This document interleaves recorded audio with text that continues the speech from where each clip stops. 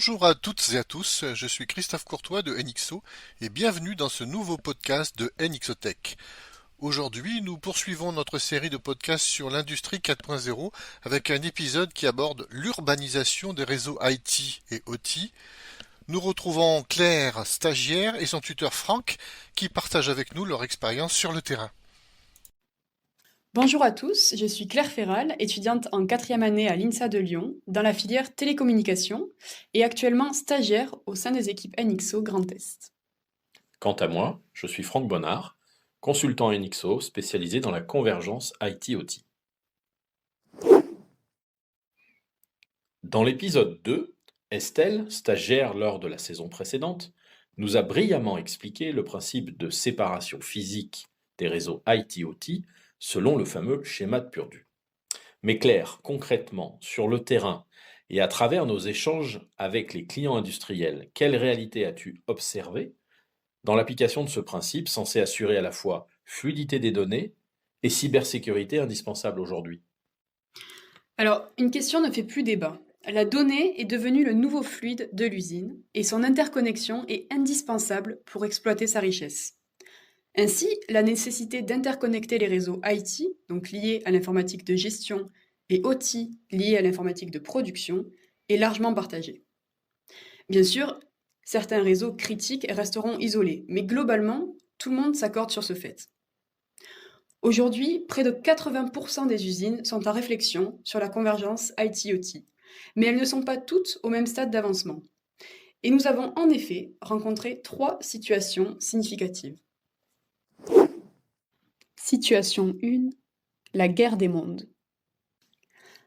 Dans certains cas, nous avons observé des usines où les pratiques historiques persistent.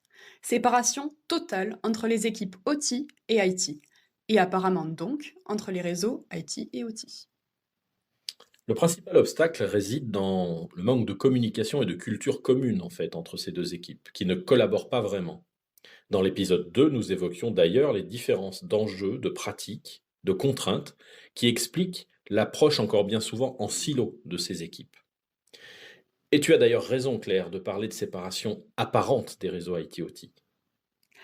Et c'est tout le côté paradoxal de cette situation. Les équipes avancent, chacune de leur côté, avec même un peu de défiance vis-à-vis de ce que fait l'équipe d'en face. Et pour autant, les audits révèlent des interconnexions entre ces réseaux réputés séparés. Mais celles-ci ne sont pas vraiment conscientes, documentées, maîtrisées et surtout connues des deux parties. Tout cela a un impact négatif important sur la cybersécurité. Quelle est alors la trajectoire pour progresser ? Prise de conscience, inventaire, cartographie des réseaux et de leur interconnexion, voilà sans doute les premiers ingrédients nécessaires pour avancer et progresser. Le schéma de Purdue peut alors être ébauché, même incomplet, même partiellement respecté, en fonction de l'existant et du point de départ finalement. Et sur cette vision partagée, les équipes peuvent enfin discuter, travailler et avancer ensemble. Situation 2, la nécessité de s'adapter. Le modèle de Purdue est une référence en matière d'urbanisation des réseaux IT-OT. Pour rappel, l'un des principes est de séparer les réseaux IT et OT grâce à une DMZ afin de sécuriser les communications entre les deux réseaux. De nombreuses entreprises souhaitent adopter ce modèle, mais face à la complexité qu'il peut représenter, elles se posent la question de sa pertinence lorsqu'il s'agit de petites unités de production. Alors c'est vrai que l'architecture à déployer met forcément en œuvre davantage d'équipements réseau et de fonctions avancées en termes de cybersécurité, et que le budget associé peut alors sembler incohérent en rapport avec la taille du site. Et là, notre convergence IT-OT est mal engagée. Claire, as-tu été confrontée à ce cas précis lors de ton stage? Et comment as-tu construit alors l'architecture IT-OT avec le client? Alors pour commencer, et au risque d'enfoncer une porte ouverte, nous avons vérifié la nécessité réelle de connecter des processus sur le réseau OT. Oui, ça me paraît sage avant de parler d'infrastructure IT-OT, de s'assurer qu'on est bien dans un site où il n'y a pas que de l'IT par exemple. Alors il s'agissait dans ce cas-là d'un site d'assemblage final d'une vingtaine d'opérateurs au total, et la majorité des tâches n'est pas encore digitalisée à ce jour. Néanmoins, nous avons identifié des processus OT à connecter et à protéger, ce qui justifie bien d'avoir une approche IT-OT. Nous avons adapté la puissance des équipements en choisissant des gammes cohérentes avec les performances et le niveau de redondance souhaité. Nous avons également déterminé les zones et conduits au sens de Purdue et priorisé la protection cyber des zones critiques et sensibles. Enfin, pour la partie OT, nous avons utilisé des équipements non durcis car les conditions d'installation ne le nécessitaient pas.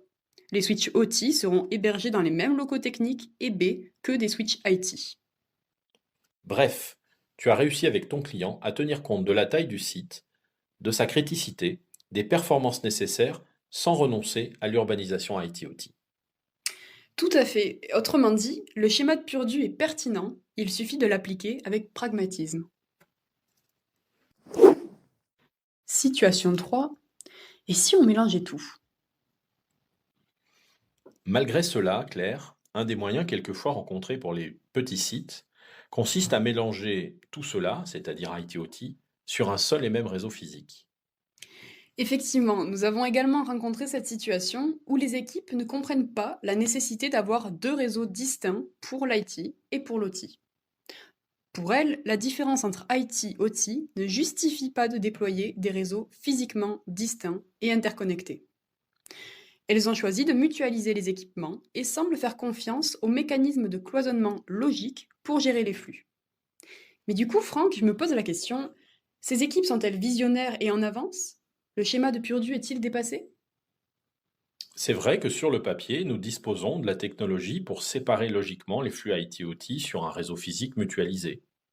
La vraie question, finalement, elle n'est pas technique. Elle concerne l'organisation, la gouvernance, le partage des responsabilités et les compétences. D'ailleurs, nous rencontrons cette mutualisation finalement dans deux niveaux de maturité très opposés. Soit au tout début de la convergence, lorsque les spécificités IT-OT ne sont pas encore réellement prises en compte ou conscientes, ou à l'opposé, lorsque la convergence est un processus suffisamment mature pour permettre cette mutualisation organisée et contrôlée. Donc si je comprends bien, mutualiser les réseaux IT-OT peut être la cible à terme d'une convergence IT-OT, ce qui signera un jour prochain la fin du modèle de Purdue? Oui, ou son évolution sous une autre forme, plus logique que physique, tu as raison.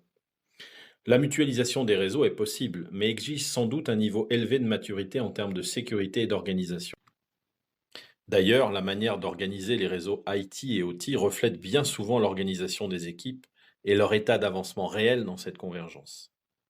En travaillant ensemble autour de cette convergence, les équipes OT et IT peuvent dès à présent améliorer l'efficacité, la sécurité et les performances des usines pour une digitalisation plus efficace et sûre.